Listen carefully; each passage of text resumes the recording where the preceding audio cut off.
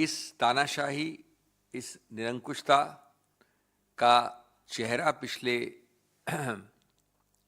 कुछ दिनों में संसद में बड़े नंगे रूप से दिखा है इस सत्तारूढ़ पार्टी और इस सरकार का, जिसने बार बार, चाहे वो श्री राहुल गांधी के स्पीच के बड़े बड़े हिस्सों में शब्द निकालने की प्रक्रिया हो, शब्दों को निष्कासित करने की प्रक्रिया हो एक्सपंक्शन की, या वही प्रक्रिया हो माननीय श्री मल्लिकार्जुन खड़गे जी के वक्तव्य से, या कुछ हद तक जयराम रमेश जी के वक्तव्य से भी, और उसके बाद मिस रजनी पाटिल के निलंबित होने की प्रक्रिया।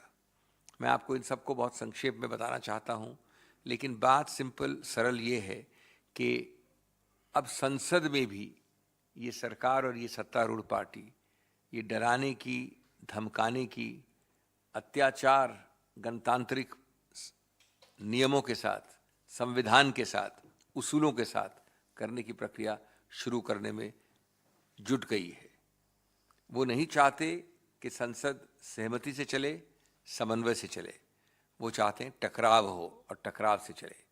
टकराव के नए नए पहलू निकाले जा रहे हैं।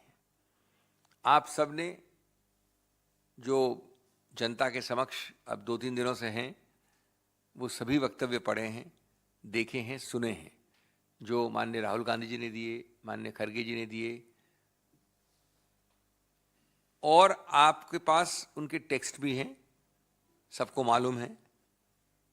आप ये बताएं कि गैर संसदीय इसमें एक शब्द अगर मुझे बता दे कोई, दुर्वचन एक वाक्य बता दें, मानमर्दन किसी संस्था का हुआ है वो बता दे मुझे, आपत्तिजनक या गाली गलौच वाला कोई शब्द इस्तेमाल हुआ है वो दिखा दें हमें, अभद्र, मानहानि वाले शब्द, क्या चीज है जिससे आपने ये शब्दों को निष्कासन करने, एक्सपंक्शन वाली प्रक्रिया की। और इससे ज्यादा शिष्टाचार के साथ, शिष्टापूर्वक राहुल गांधी जी और खड़गे जी ने जो बोला है वो सभी तथ्यों के आधार पर बोला है, बल्कि इतनी मजाकिया एक प्रवृत्ति दिखाई है सरकार ने कि प्रश्नों को भी निष्कासित करने का प्रयत्न किया गया है, प्रश्नों को भी निष्कासित किया गया है। जो दोनों सदनों के अध्यक्ष हैं, प्रिसाइडिंग ऑफिसर्स हैं, वो हमारे संविधान के इस अंग के रक्षक हैं, स्तंभ हैं, संरक्षक हैं, और सबसे पहले संरक्षक हैं स्वतंत्र, खुले रूप से अपनी बात रखने के सिद्धांत का पालन करने के लिए। ये एक मौलिक स्तंभ है हमारे गणतंत्र का कि हम स्वतंत्र रूप से, निष्पक्ष, निडर रूप से, स्वतंत्र रूप से, खुले रूप से अपने विचार संसद में रख सकें।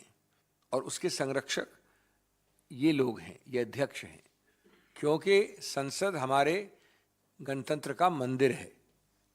उनके कवच के बिना, उनके संरक्षक के बिना, उनकी सुरक्षा के बिना ये स्वस्थ संसदीय विचार विमर्श कैसे होगा। डिबेट खत्म हो जाएगा। स्वतंत्र बोलना जो हमारे संविधान की नींव है वो खत्म हो जाएगा संसद के अंदर। हम सबको खड़े होके इसको बचाना है। और अगर आप स्वतंत्र, खुला, निडर, पारदर्शी विचार विमर्श नहीं अलाउ करेंगे संसद के अंदर, तो कहाँ आपकी गणतंत्र प्रणाली बचेगी। वो अपरिवर्तनीय तरीके से खतरे में पड़ जाएगी।